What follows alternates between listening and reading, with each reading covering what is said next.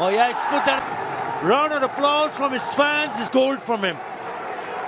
রাওয়ালপিন্ডি থেকে সিলেট সাদা পোশাকটা সেঞ্চুরির রঙে আরও একবার রাঙালেন লিটন কুমার দাস।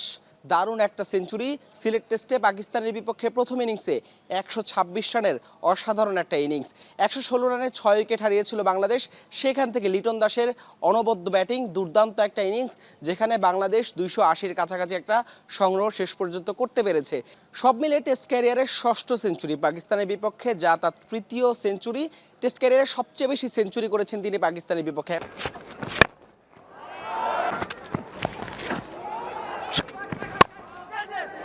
তার গড়টাও 50-র উপরে, যা টেস্ট ক্যারিয়ারে তার দ্বিতীয় সর্বোচ্চ গড় যে কোনো দলের বিপক্ষে।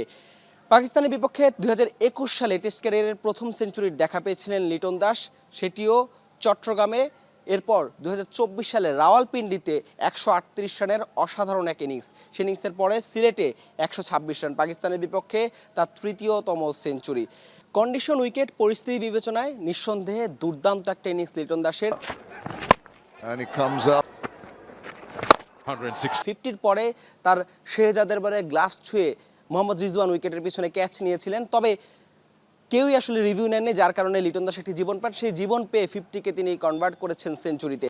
আয়ারল্যান্ডের বিপক্ষে ঢাকায় সবশেষ সিরিজে তিনি সেঞ্চুরি করেছিলেন। এরপর পাকিস্তানের বিপক্ষে প্রথম টেস্টে ঢাকায় খুব একটা ছন্দে ছিলেন না, 2 ইনিংসে রান বড় করতে পারেনি। তবে সিলেটে দলের বিপর্যয়ে, দল যখন একের পর এক উইকেট হারিয়ে বিপর্যস্ত ছিল সিলেট টেস্টের প্রথম দিনে, সেখানে লিটন দাসের ইনিংসে ঘুরে দাঁড়িয়ে একটা চ্যালেঞ্জিং সংগ্রহ দাঁড় করিয়েছে পাকিস্তানের সামনে।